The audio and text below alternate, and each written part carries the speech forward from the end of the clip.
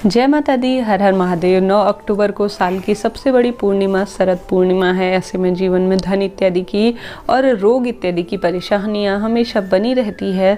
तो इन छोटे छोटे से कार्यों को करके आप जीवन में सभी धन संबंधी और रोग इत्यादि की परेशानी को दूर कर सकते हैं। जैसे कि यह दिन अपने आप में चमत्कारी होता है। भले ही आप व्रत न भी कर पाते हो तो इस विधि से आप पूजन जरूर करिएगा। साथ ही छोटे छोटे से कार्य आपके जीवन को सुखमय बना सकते हैं। जैसे कि हम सभी जानते हैं, इस दिन चंद्रमा पृथ्वी के सबसे अधिक नज़दीक होता है। 16 कलाओं से युक्त चंद्रमा अमृत किरण बरसा रहा होता है। साथ ही माँ लक्ष्मी, भगवान कार्तिकेय जी का इस दिन जन्म हुआ था। ऐसे में कोजागरी पूर्णिमा इसे बोला जाता है। अलग अलग नामों से जो है इस बड़ी पूर्णिमा को संबोधित किया जा सकता है। ऐसे में इस दिन जो व्यक्ति धन इत्यादि की परेशानियों से जूझ रहा होता है, वह व्यक्ति रात्रि जागरण करता है तो माता देखती हैं, जैसे नाम से ही उजागर है, कोजागरी पूर्णिमा, अर्थात कौन कौन जाग रहा है। रात्रि में आप सभी को यज्ञ, हवन, पूजा इत्यादि श्री हरि विष्णु माता लक्ष्मी की जरूर करनी चाहिए।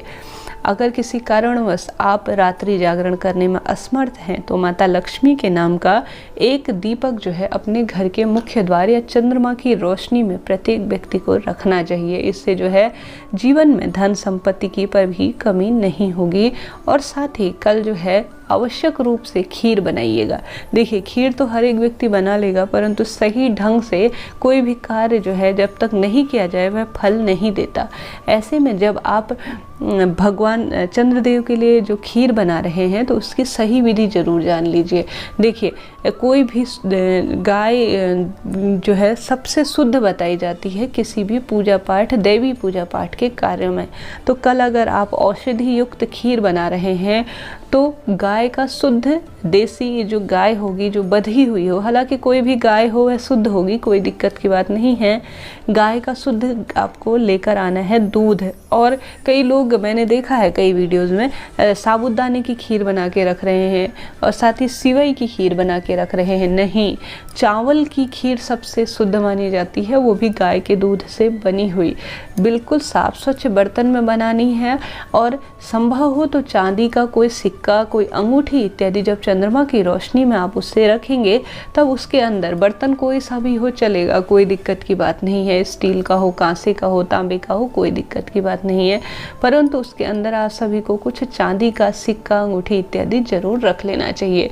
प्राचीन समय में तो चांदी का बर्तन रखा जाता है, परंतु सभी के पास अब यह चीज़ें उपलब्ध नहीं हो पाती।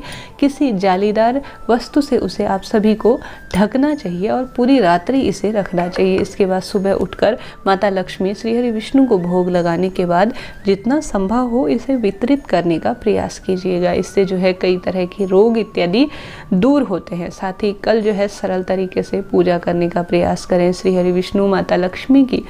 सुबह पूजा कर सके तो सही है, नहीं तो किसी भी समय, शाम के समय तक की जा सकती है। रात्रि में भी इसकी पूजा होती है। खास तौर पर इस दिन जो है कार्तिक माह आरंभ हो रहा है इस दिन से, तो इस दिन भगवान कार्तिकेय का भी जन्म हुआ था। इस कारण से इसे कार्तिक माह कहा जाता है। कार्तिक माह में दामोदर अर्थात भगवान श्री हरि विष्णु की विशेष पूजा आराधना की जाती है। उनकी प्रिया माता तुलसी का भी जो है विशेष पूजन इस महीने करने का प्रावधान है। शास्त्रों में कहा गया है, श्री हरि विष्णु भगवान श्री कृष्ण कहते हैं, सबसे बड़े माहों में अर्थात सबसे बड़े महीने में कार्तिक का महीना माना गया है। ज्ञान, ध्यान, पूजा, संध्या और दीपदान के लिए सबसे उत्तम व्रत जो माह है यह माना जाता है। तो ऐसे में आपसे संभव हो तो कार्तिक स्नान करें। प्रातःकाल उठकर भगवान श्री हरि विष्णु का पूजन, अध्ययन किया जाता है। प्रातःकाल अंधेरे में ही यह कार्य किए जाते हैं। अगर किसी कारणवश पूरे महीने में स्नान, ध्यान इत्यादि करने में असमर्थ हैं, व्रत करने में असमर्थ हैं, तो मात्र तुलसी माता के आगे रोज कार्तिक माह में आप सभी एक घी का दीपक लगाइएगा। माता तुलसी का दूध से सिंचन करना भी इस कार्तिक माह में सर्वोत्तम माना जाता है। इस दिन जो है, अब बात करेंगे शरद पूर्णिमा की।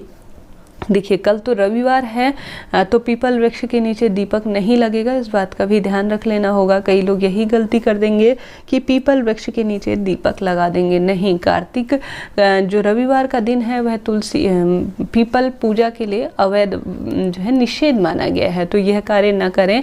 इसके स्थान पर आप जो लक्ष्मी माता के नाम का दीपक लगाएंगे वह अपने घर के मंदिर या घर के मुख्य द्वार पर और तुलसी माता पर, इन 2 जगहों पर जरूर लगाइएगा। चंद्रदेव का पूजन करें तो दूध मिश्रित जल जो है उन्हें ओम सोमाय नमः या ओम चंद्राय नमः कहते हुए समर्पित करते हैं तो आपके जीवन में सभी कष्टों का निवारण जरूर होगा।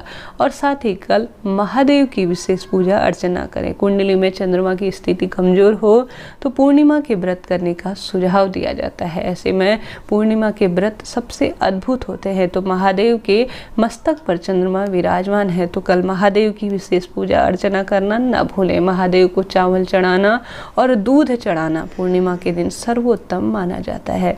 साथ ही जितना संभव हो आज के दिन आप खीर का दान करते हैं तो जीवन में सभी परेशानियों से मुक्ति मिलती है। अगर आप गर्भवती हैं या नेत्र या दमा रोग इत्यादि से आप पीड़ित हैं या कोई भी समस्या है, अपने बच्चों को और स्वयं जो है चंद्र दर्शन करें। चंद्रमा को उनको व्रत भी ना किया हो तो अर्घ्य दिलाएं और चंद्रमा के आगे दीप दान का आप जो है प्रावधान रखें कल के दिन। यह छोटे छोटे से कार्यों में आप 1-2 कार्य भी कर लेते हैं या कोई विशेष मंत्र का जाप कल के दिन करना बहुत सिद्ध माना जाता है, तत्काल फलित होता है।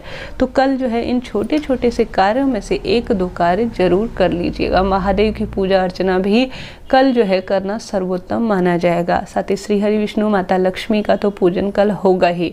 सत्यनारायण व्रत की कथा का श्रवण कर सकते हैं या मैंने अपने चैनल पर वीडियो आप सभी को दी है शरद पूर्णिमा जो है व्रत की कथा का, उसे भी आप श्रवण कर सकते हैं। इस तरह से छोटे छोटे से कार्य जो है आप सभी को कल के दिन जरूर करनी चाहिए। इससे धन संपत्ति की जो है परेशानियां दूर होती हैं। लाल कपड़े में चावल बांधकर आप सभी को चंद्रदेव के आगे पूरी रात्रि रखकर सुबह जो है आपको अपनी तिजोरी में रख लेना चाहिए। इससे भी व्यापार इत्यादि धन इत्यादि की परेशानियां हैं उनका नाश होता है। यह तिजोरी में आप अपने व्यापार के स्थान पर रख सकते हैं या घर के जो है तिजोरी इत्यादि में भी रख सकते हैं। ये छोटे छोटे से कार्य जो है आपके जीवन की दशा और दिशा को बदलने के लिए कारगर होंगे। एक कार्य अवश्य कीजिएगा। महादेव कृपा करें। जय माता दी। हर हर महादेव।